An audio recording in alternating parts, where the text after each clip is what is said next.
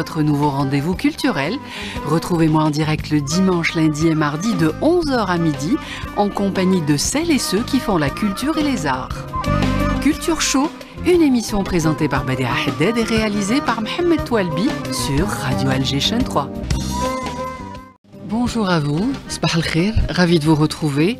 Nous sommes le mardi 4 mars 2025 et nous sommes au 4e jour du mois de Ramadan. J'espère que vous êtes en forme, voilà, pour écouter notre émission. Moyen, Siddiqa. Il est debout, il est actif, mais il dit moyen.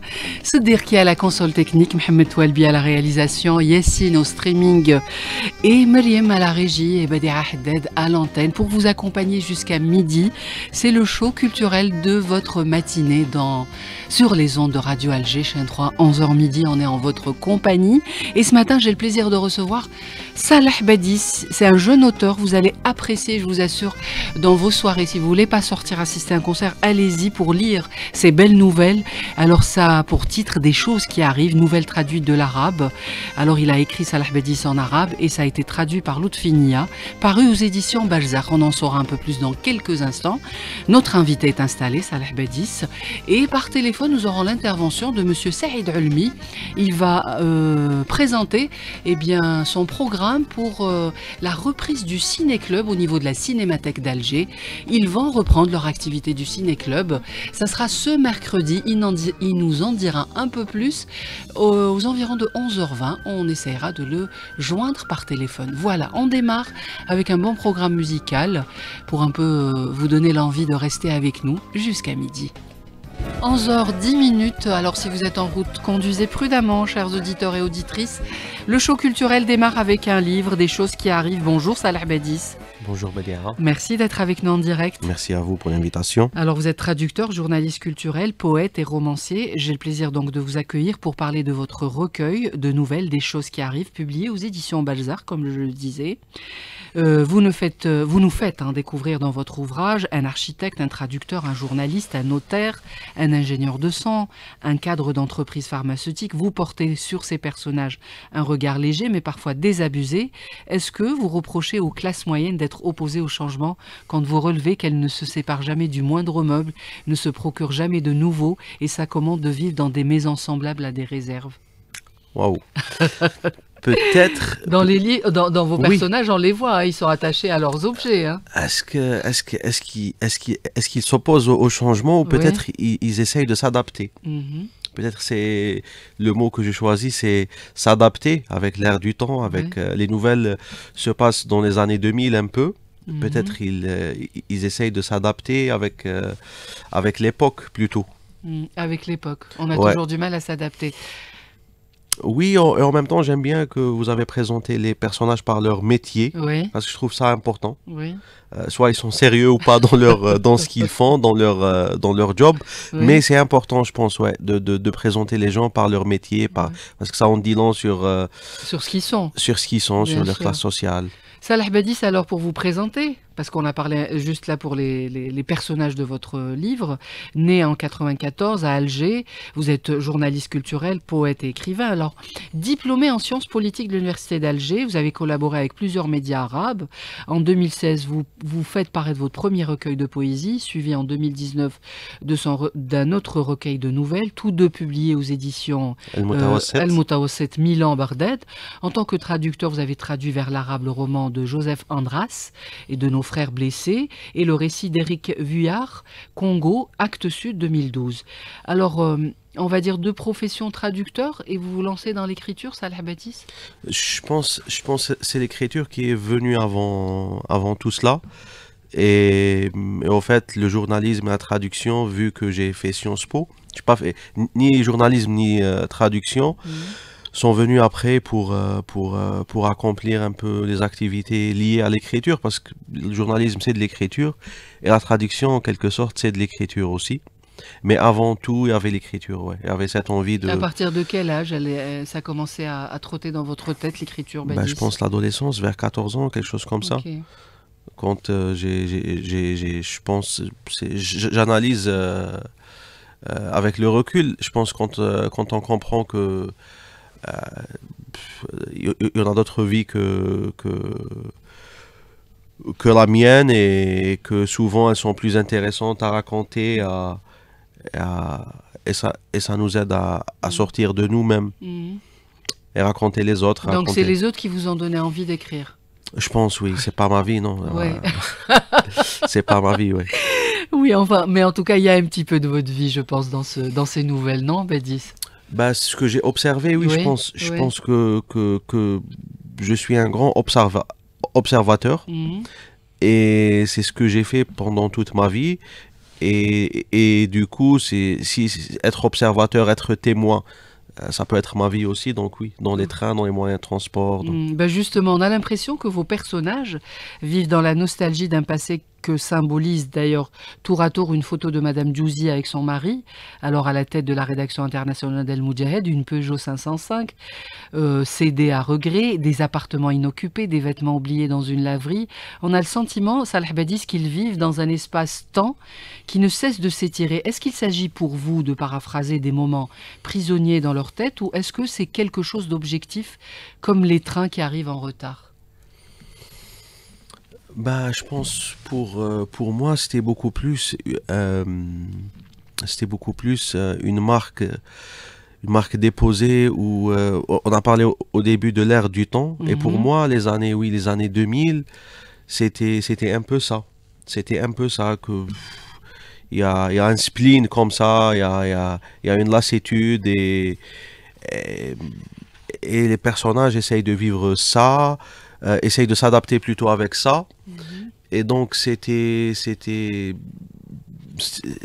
beaucoup un peu ça, de comment restituer ce sentiment-là. Après c'est subjectif, même si c'est de la fiction, je parle de plusieurs personnages, mais c'est subjectif ce sentiment-là. Que, que, que c'était ennuyeux comme ça. D'ailleurs, même beaucoup de gens m'ont dit, beaucoup de lecteurs m'ont dit, les nouvelles n'ont pas de début, n'ont pas de fin. Mhm. C'est comme si, c'est comme dans le cinéma. On Ils a la sont très caméra. fluides, ils sont vraiment, je conseille hein, à plusieurs auditeurs et auditrices ce livre, Salah Badis, des choses qui arrivent. Et c'est un choix pour vous de ne pas faire de début ni de fin pour votre nouvelle, pour vos nouvelles. Oui, parce que c'est souvent dans la littérature, peut-être même dans le cinéma, ce qui m'intéresse, c'est pas l'intrigue Mhm, forcément. mhm. C'était un peu l'histoire, c'était l'action. Les Moi, personnages. les personnages, moi, Mhm. la psychologie intérieure des personnages ne m'intéresse pas beaucoup. On a l'impression que c'est le contraire. Oui, Ouais. parce que c'est un peu, c'est ce qu'on appelle le Mhm. behaviorisme. Ouais. C'est par le comportement qu'on montre ce que fait le personnage. Ouais. Et on va pas faire beaucoup de psychologie, il n'y a pas beaucoup de monologues, même Mhm. si on parle avec le jeu des fois. Moi, j'écris en arabe, donc ce que j'essaye de faire, c'est restituer une certaine tonalité, une certaine musicalité de la derija Mhm. algéroise, comme je suis d'Alger, Mhm. et dans l'arabe standard. C'est un peu algérianiser l'arabe. Il y en a beaucoup de gens qui ont essayé de faire ça, bien sûr, avant.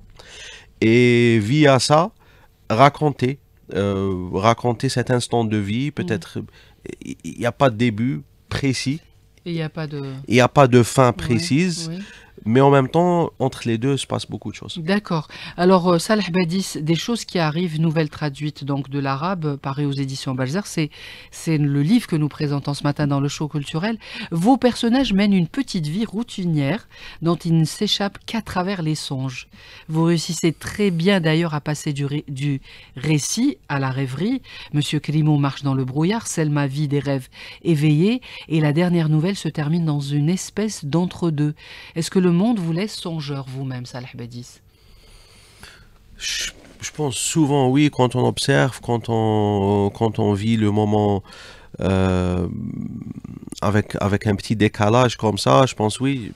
Mais en même temps, ce que j'essaye de faire, parce que quand même, comme vous dites, c'est une petite vie, c'est des vies minuscules, c'est monsieur, Mhm. madame, tout le monde, Oui, comme nous c'est tous. pas des personnalités, Et en même voilà. temps, Ouais. comment ramener ça à la littérature? Parce que souvent, ou comment ramener plutôt la littérature vers ça? Ouais. Souvent, on pense que la littérature, c'est les aventures, c'est les Ouais. grandeurs, Ouais.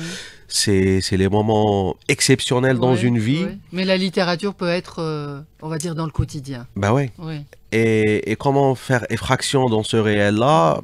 Peut-être par la poésie, par le songe, par la musique. Il y a beaucoup de musique dans le livre parce que je pense que c'est l'art le plus présent en Algérie, dans toutes les villes, dans toutes les classes sociales. Et ça en dit quelque chose D'accord. sur ce songe. Salah Badis, enfin dans vos personnages, hein, des choses qui arrivent, il y a de la tendresse, mais y a-t-il de l'amour dans vos personnages? Envers les personnages ou dans... Hmm. Bah oui, je pense. Dans ou envers?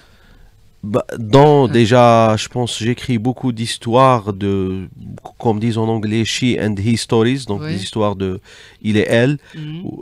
où se passe quelque chose entre deux personnes dans un couple, mais de l'empathie, de l'amour, oui, parce que sinon on peut pas écrire même s'ils sont, bah, même si c'est un personnage méchant ou pas gentil, mais il faut de l'empathie pour déjà le comprendre, l'approcher, l'écouter et après l'écrire. Le mépris ne fait pas de littérature, ou du moins de bonne littérature.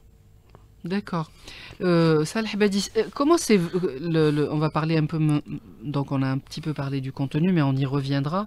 Alors les nouvelles, votre manière d'écrire, donc vous avez fait Sciences Po, après vous vous mettez à prendre des petites notes à chaque fois ou comment vous le faites? Ben, je pense, comme beaucoup de Ces personnes, nouvelles qui sont... D'abord vous avez commencé à l'écrire en arabe.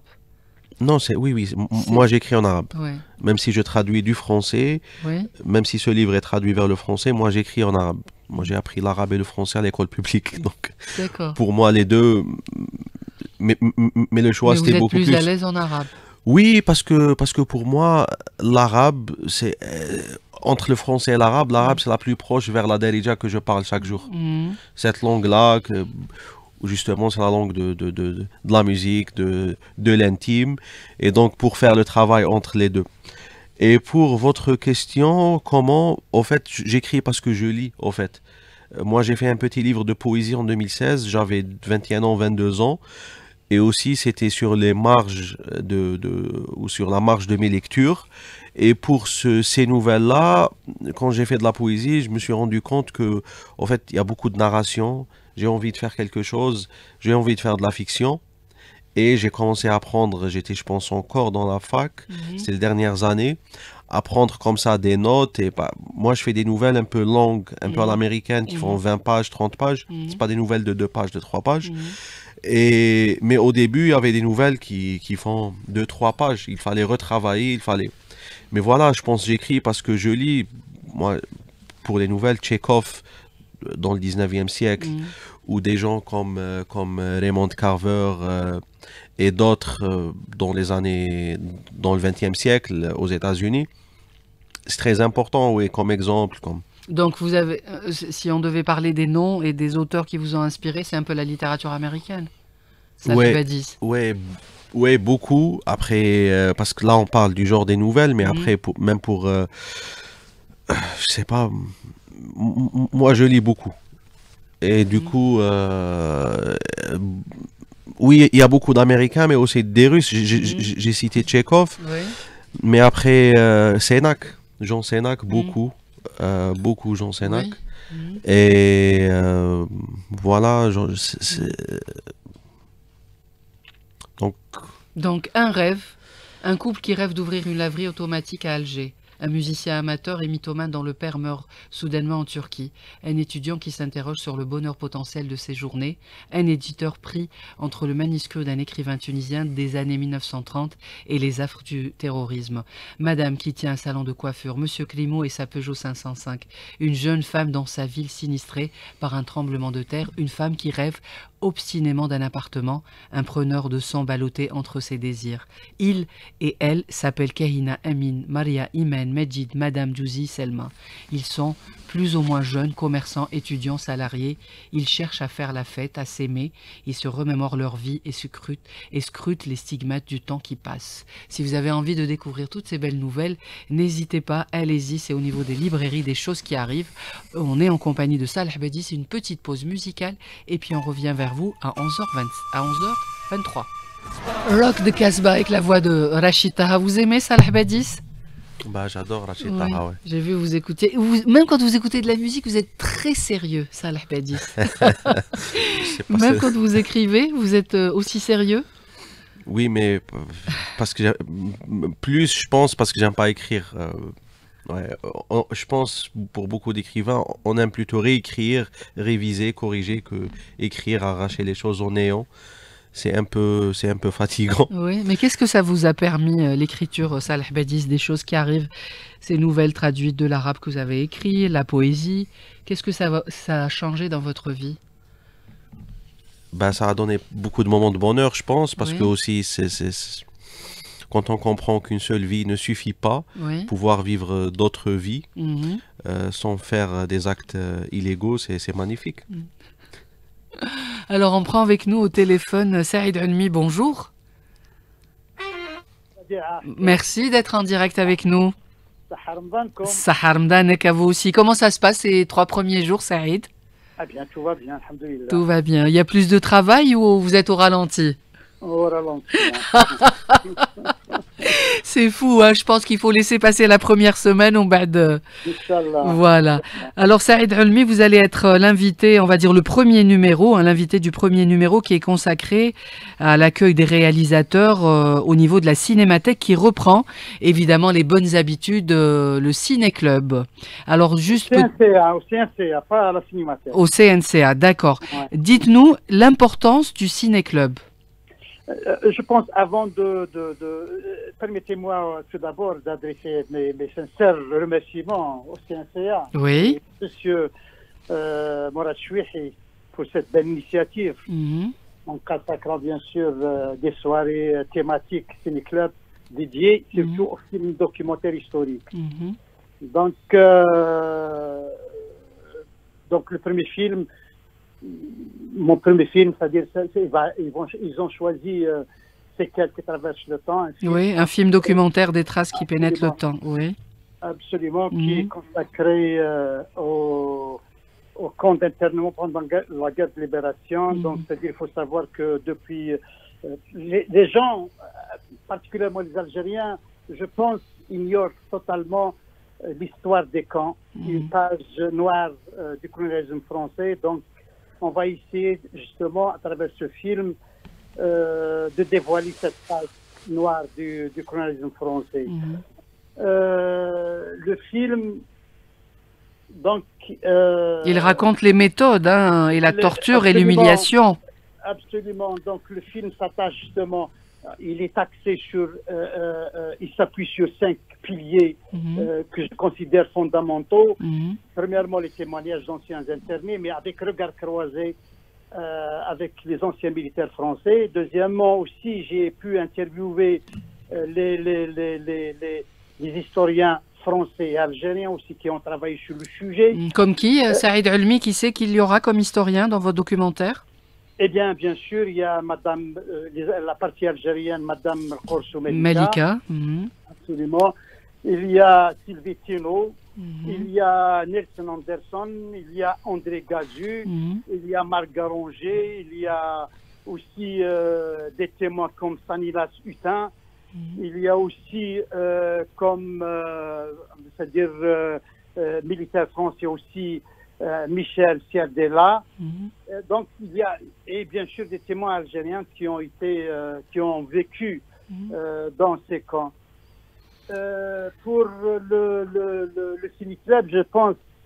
Mais avant le Ciné-Club, dites-moi, Saïd, à quel moment vous avez tourné ce documentaire? Il reste d'actualité, hein, on va dire, c'est vraiment le moment peut-être de le projeter. Absolument, bien sûr. Le film, il rentre dans le cadre d'une série de documentaires sur les camps d'internement. Il a nécessité plusieurs années de tournage. Donc, il s'attache bien sûr à cette page sombre du colonialisme français, mais il explore les traumatismes profonds vécus par les internés dans ces camps, en donnant leur parole, parce que la majorité de ces témoins n'ont jamais parlé. Bien sûr. Absolument. Et c'est-à-dire, ce documentaire donne une voix et un visage à ces internés pour les faire exister, c'est-à-dire parler d'eux, c'est une forme de reconnaissance à leur sacrifice. Mais Mais Saïd Ulmi, est-ce que c'est quand même difficile et compliqué de leur faire parler de cette période de torture? C'était périlleux? Absolument, absolument. Parce que surtout ces gens souffrent actuellement, parce que je travaille même avec un psychiatre, par professeur Kacha. Ces gens souffrent d'une manière, dans le silence. Ils portent en eux, ces témoins portent en eux cette souffrance terrible. Et ils ne veulent pas parler de cette souffrance à leurs enfants, parce que la souffrance, cette souffrance, même en restant silencieux, elle est transmise de génération en génération. Bien sûr, même le silence en dit long. Oui. Alors vous allez le présenter, il y aura un débat également. Absolument, oui. Il va y avoir un débat, bien sûr. Je pense que c'est un espace d'échange et essayer de débattre ce sujet et surtout analyser avec le public. Et cette période qui reste encore méconnue pour la majorité des Algériens. Bien sûr, aller dans les centres de détention, c'est... Et le documentaire reste aussi un outil de sensibilisation, d'éducation, parce que c'est très important de transmettre cette mémoire à nos enfants, aux jeunes. Pour qu'ils sachent que la liberté n'est pas venue comme ça, qu'il y a eu des horribles crimes qui ont été commis par le colonisateur. Voilà, en tout cas 70 minutes, un ciné-club qui reprend, vous présentez votre documentaire, mais vous-même, c'est quand même votre cheval de bataille, hein, vous êtes depuis quelques années dans la réalisation. Est-ce qu'on peut rappeler, cher Ulmi, l'importance d'avoir un ciné-club? C'est très important aussi, bien sûr que c'est très important. Et je pense qu'il faut qu'on arrive à réhabiliter ces ciné-clubs à travers, bien sûr, dans les lycées, dans les universités, dans les centres culturels, c'est très important. C'est créer un espace de débat, de réflexion et offrir un cadre d'échange avec le public. Je pense que c'est très important. Et je pense que ces clubs, ces ciné-clubs participent à l'éducation citoyenne. Bien sûr. Parce qu'on ne peut pas bâtir un avenir, un futur, c'est les jeunes, ce que je parle, les documentaires historiques, et nos enfants ne connaissent pas leur histoire. On ne peut pas bâtir un avenir sans connaître notre histoire. Et c'est important de leur montrer et de débattre surtout. Absolument, ce genre de film, et je crois que c'est le moment. Et je crois qu'il faut intégrer, j'insiste sur ça, et c'est mon bataille de cheval, c'est comment créer ces ciné-clubs dans les lycées, c'est très important. Les universités et les lycées, voilà, pour les mettre en contact. Alors 70 minutes, hein, le documentaire. La soirée se tiendra mercredi 5 mars, Saïd Ulmi, 5 mars, oui, dans la salle de projection au Centre national du cinéma de l'audiovisuel. Absolument. D'accord. Et je crois que à travers, parce que j'insiste sur le documentaire, c'est un outil qui est très important, un outil puissant pour la transmission, la préservation de notre mémoire. Et il est temps que même les pouvoirs publics encouragent ce genre de production. Et vous travaillez encore, Saïd Ulmi, sur un film en ce moment? Je travaille sur une série de documentaires encore, donc... Toujours autour de la question de la guerre de libération nationale? Toujours sur la guerre de libération et sur la déportation. Oui, la déportation. Donc, je pense que vos films devraient être vus en ce moment un peu partout. Absolument. C'est des crimes impunis à ce jour. Donc je pense qu'il faut en parler. Eh bien, merci beaucoup, Saïd Ulmi. Eh bien, j'espère que vous serez parmi nous. Oui, Inch'Allah, je ferai mon possible pour être avec vous, Saïd Ulmi. En tout cas, je sais que c'est bien de rencontrer le public, de discuter, d'échanger. Je pose la question à mon invité. D'ailleurs, je vous conseille de lire son livre, hein, Saïd Ulmi. C'est Saleh Badis qui écrit en arabe, mais des choses qui arrivent, un livre très intéressant. Est-ce que vous connaissez le travail de notre réalisateur Saïd Ulmi, Monsieur Badis? Bonjour Saïd, oui, on ne se connaît pas personnellement, mais j'ai eu l'occasion d'assister à une projection justement de ce film-là. Mais si vous pouvez nous dire juste l'adresse du CNCA, Centre National. c'est à côté de la bibliothèque nationale, Oui. l'ancienne En bibliothèque face du nationale. stade Ouagnouni. D'accord. Oui, en face, ça de Ouagnouni, Tout oui. à fait. Eh ben, D'accord. écoutez, on sera au rendez-vous. Bonne projection. Merci Saïd. Et puis, marhaba bik dans l'émission Je quand vous en vous prie, voulez. Rabbi yahfazak, Et Rabbi Selmek, yahfazak. Bislama, Allez, 11h37. صحة Voilà. فطورك، صحة Merci à vous de même. Il est 11h38. Salah Badi, le cinéma, ça vous parle? Cette période par rapport à la guerre de libération nationale, est-ce que vous n'avez pas eu envie, alors une nouvelle ou deux nouvelles qui parleraient de cette période ou pas? Bah, je pense que, je- Est-ce que ça vous interpelle l'histoire? bah ouais, ça, Mhm. je pense la question, qu'est-ce qu'on fait du passé en général Oui. en Algérie, et je pense pas qu'on peut être indifférent à ça. Mhm. Mais beaucoup plus, moi, ce qui m'intéresse, par exemple, c'est l'école Kawabata. Yasunari Kawabata, l'écrivain japonais. Quand on lit Le Grondement de la montagne, et ça se passe pendant la Deuxième Guerre mondiale, et on sait tous qu'est-ce qui s'est passé au Japon pendant la Deuxième Guerre Mhm. mondiale. Mais on est dans un village, dans une montagne, loin de la guerre, comme ça, à première impression. Mais la guerre, elle est là. Elle est là présente. Elle est dans le fond. Mhm. Et je pense, moi, des personnages comme Madame Jouzi ou son mari, qui sont Mhm. Des qui ont, personnages dans vos nouvelles? ouais, Ouais. dans mes nouvelles, qui ont connu le colonialisme, Mhm. quelqu'un comme Monsieur Kérimou, Mhm. je pense même s'ils parlent pas de ça, ils parlent d'autre chose, de leurs Mhm. soucis quotidiens, mais c'est présent. Mhm. C'est, Elle est là. elle est là, c'est Ouais. underground, c'est Bien dans le sûr. fond. Ouais. Elle est latente. Ouais, même si je m'intéresse à d'autres sujets Mhm. plus, Ils paraissent plus légers par rapport à. bah ouais, Mhm. mais au fait c'est ça. Parce on va pas faire un discours dans une œuvre de fiction, Ouais, dans une beaucoup plus. nouvelle. Mais vous avez dit Ouais. quelque chose sur le cinéma ou... Je reviens. Ah non. Régaïa, le bastion oriental d'Alger, semble aussi le nœud d'une époque. On semble en permanence y attendre un séisme ou une révolution dans un moment d'insouciance. Vos personnages restent allongés sur une plage pendant que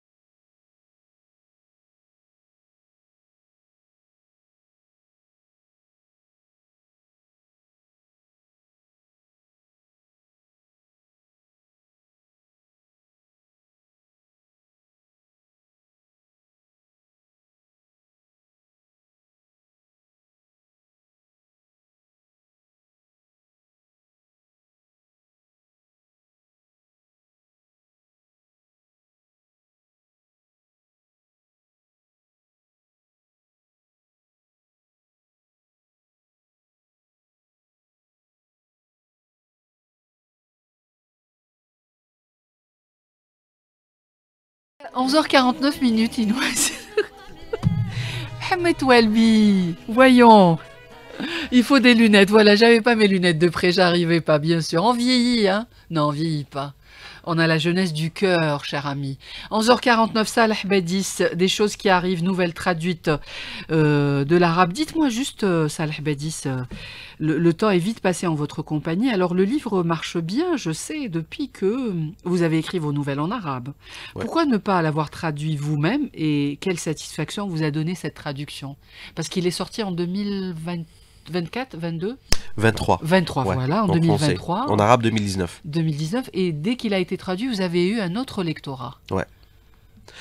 Bah, moi, je fais pas arabe-français, je traduis du français vers l'arabe. Oui. Et même si, je pense, même si je le faisais, le travail de Lotfi Nia est très particulier. Oui.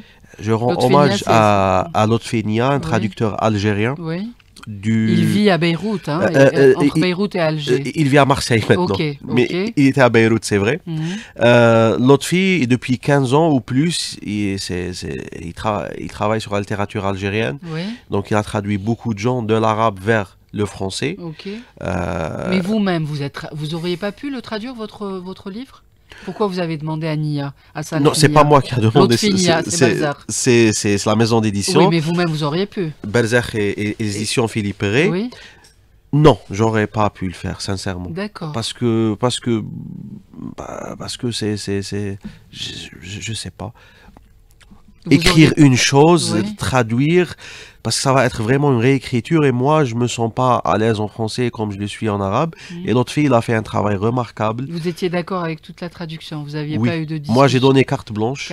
Lui, il est poète à la base. Et comme on a travaillé sur les dictons, sur la musique, parce que il y a des phrases en arabe fosha mais qui sont un peu cassées, leur agencement est cassé exprès, pour que ça colle un peu à la voix du personnage. Et du coup, lui, le travail qu'il a fait, c'est... D'accord, tout de suite, vous avez acquiescé. Mais alors après, vous avez eu d'autres lectorats. Là, c'est le livre a revu, on va dire, Salah Bedis? Bah oui, par exemple, je pense le lectorat de Madame Djouzi, un personnage du livre, c'est pas un lectorat arabophone en Algérie, c'est un lectorat francophone. Bien sûr, le livre, soit en France, parce qu'il est sorti chez les éditions Philippe Perret, où la diaspora algérienne on a fait des rencontres et j'ai rencontré beaucoup de gens, beaucoup de lectorats de deuxième, troisième génération là-bas et qui me disaient oui, ces bons lieux algéroises, on les connaît, c'est les maisons de nos grands-parents, etc. Et en Algérie aussi, ça a donné accès à un lectorat nouveau. Qui ne connaît pas forcément Alger Est, qui ne connaît pas les trains, peut-être qu'il est de l'autre côté de la ville, il connaît d'autres trains, mais pas ceux-là. Donc ouais, donc vous êtes content de la traduction, c'est bien. Oui, beaucoup. Voilà, ça beaucoup. vous a donné une autre... Le fait que ça soit avec Berzakh aussi, je pense c'est très important. Alors pour Trump Capote, sous-écrire est une exigence dans l'art de la nouvelle. Qu'en pensez-vous, Salah Bedis, pour vous? Pour qui? C'est un auteur américain. Trump Capote. Trumpen Capote. Non, Truman ou Trump? Truman, voilà. Parce que Trump, il est partout. Il dit quoi? Il dit que sous-écrire est une exigence dans l'art de la nouvelle. Truman Capote, il a des nouvelles magnifiques qui s'appellent...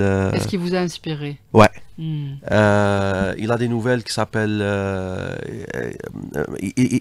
il a un livre qui s'appelle les nouvelles de Noël, je pense, si on peut le traduire comme ça en français. Et en plus, Truman, bon, lui, il est plus connu pour In Cold Blood, qui est un chef-d'œuvre de non-fiction, mais ces fictions aussi, c'est quelque chose. Et comme n'importe quel écrivain américain du Sud, un sudiste, donc pas de l'Amérique du Sud, mais un écrivain américain du Sud, c'est un grand styliste. C'est un grand styliste, et pour les nouvelles et pour le roman. D'accord, Truman. Voilà, pas Trump. C'est ça.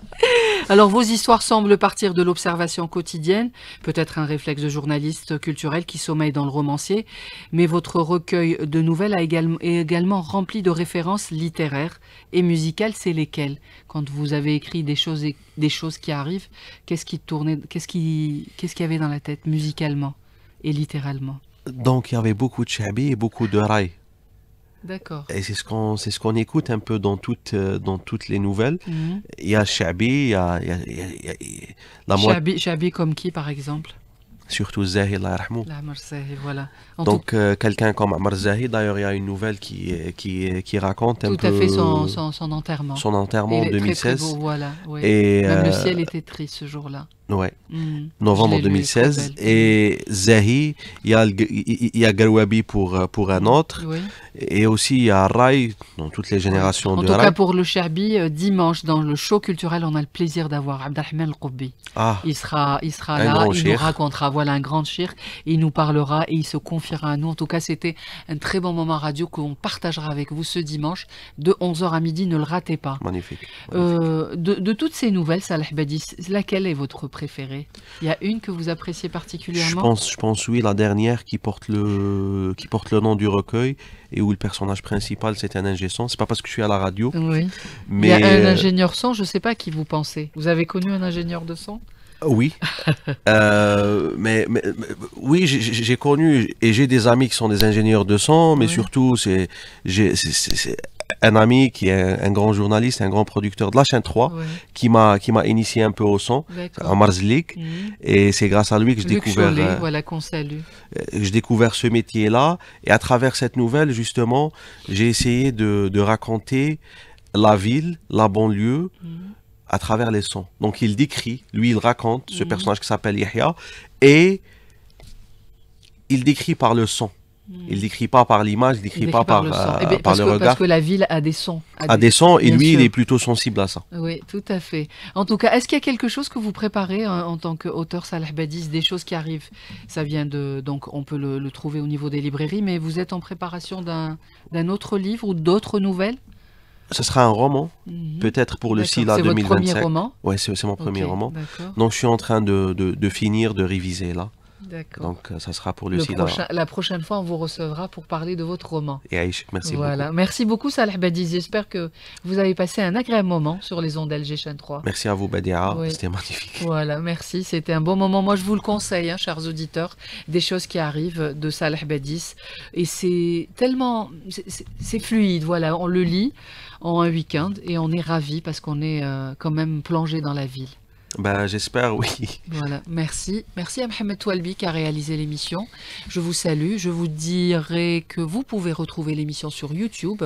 Elle est en streaming vidéo à partir de l'après-midi. Et nous, on vous donne rendez-vous dimanche pour évidemment rencontrer Abdelrahman El-Qoubi. Une belle rencontre. On parlera de Shabi.